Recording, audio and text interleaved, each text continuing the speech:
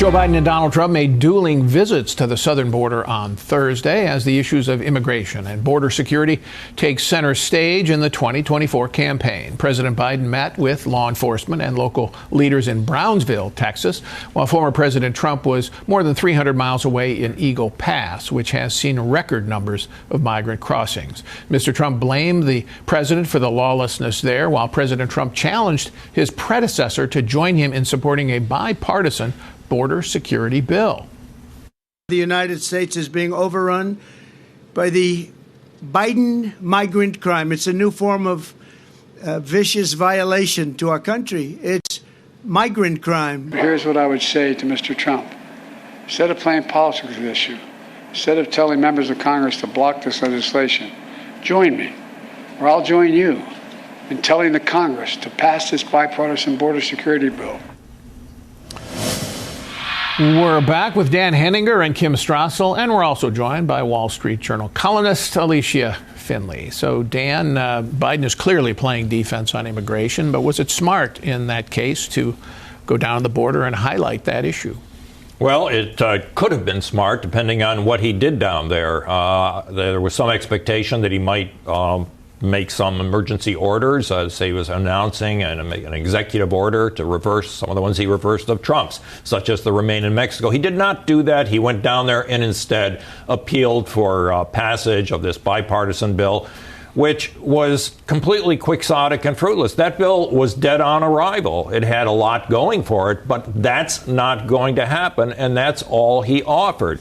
The problem is that he came into office, reversed all these Trump executive orders, and then clearly we now know the Biden administration had no plan B as to what they were going to do after that. And they have let the border run open for 2 years. And incredibly, migrants have now become the single most important political issue in the United States, with President Biden's approval on it well below around 30%. So there's no evidence that the president has figured out a way to mollify concerns over the migrants coming across the border. He will not take any action to stop that.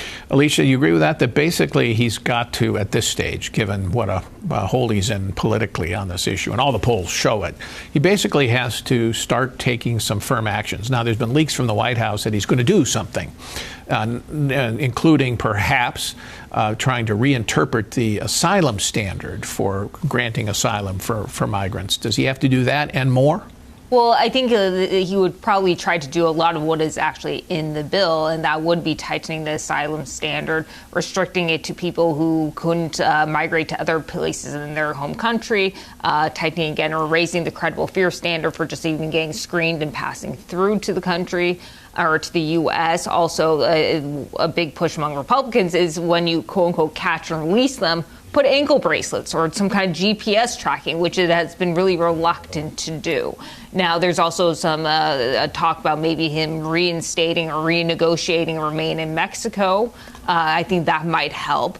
But the other issue requires Mexican cooperation. Requires Mexican cooperation. The big problem that actually Donald Trump faced is that a lot of his executive orders were stopped by the courts, and Biden may experience the same obstruction, but at least he would be showing that he was actually trying to do something. Kim, do you think the president is smart to kind of say to Trump, look, don't just block whatever they're trying to do in the Senate, but help me get something passed? And what do you think about whether or not Trump should cooperate? I don't think he will, but should he politically? Yeah, this is the new strategy. This is the new White House strategy. Biden went down there to look as though he's engaged at the border. But what he's going to do is try to now increasingly suggest this is all Republicans' fault, that Democrats are ready and willing to deal with this. Look, this legislation was here. Donald Trump is standing in the way. Republicans are standing in the way. I don't know if that potentially works, Paul, but it might be all he has, because honestly, I don't know if he is going to pull the pin on any of those other executive orders, because he's already already getting such a massive pushback from his progressive left, who he's worried about already for other issues, as we talked about in Michigan and other things that they're angry with him about. And so he seems reluctant to do something unilaterally on immigration. So try to blame Republicans. My own view is that this only just encourages Donald Trump even more to double down and say no, because, look, I think it'd be good to pass something, but Donald Trump sees this as an issue, and look at those polling numbers, and there is no question that Biden has a major problem, and it's top on voters' minds. You know, in 1996, Bill Clinton gave a State of the Union address saying the era of big government is over, and he turned the tables on Bob Dole and the Republicans. What do you think would happen if Biden got up in his State of the Union here next week and said, you know what, and he made a push on immigration a big part of his speech? I think it would help him a lot if he did that, but he's not going to do that, Paul, and I'll tell you why. We've been talking about how Biden came into office and reversed Donald Trump.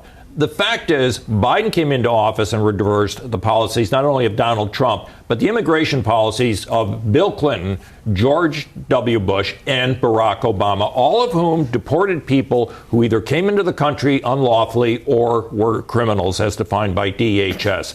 Barack Obama deported a lot of people, and Biden has reversed all of that under pressure from the left, and I honestly do not see him changing course. Hey, Sean Hannity here. Hey, click here to subscribe to Fox News YouTube page and catch our hottest interviews and most compelling analysis. You will not get it anywhere else.